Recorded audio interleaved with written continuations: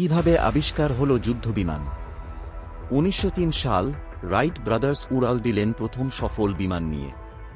তাদের আবিষ্কার তখন কেবলই কৌতূহলের বিষয়। কিন্তু 11 বছর পর শুরু হয় ইতিহাসের প্রথম বিশ্বযুদ্ধ, আর তখনই আকাশপথে যুদ্ধের চিন্তা শুরু।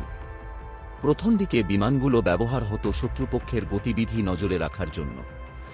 তবে 1915 সালেই এক ঐতিহাসিক পরিবর্তন আসে। ফ্রান্সের রোনাল্ড গারোস তার বিমানে একটি মেশিন গান বসান যা প্রোপেলারের মধ্য দিয়েই গুলি চালাতে পারে। এই প্রযুক্তি ছিল যুগান্তকারী। এরপর জার্মানরা তৈরি করে ফোক্কার ইনডেকার, বিশ্বের প্রথম প্রকৃত অর্থে ফাইটার প্লেন। তারপর ডগফাইট হয়ে যায় নতুন যুদ্ধশৈলী, যেখানে দুই পাইলট আকাশে চক্রাকারে ঘুরে একে অন্যকে গুলি করার চেষ্টা করত।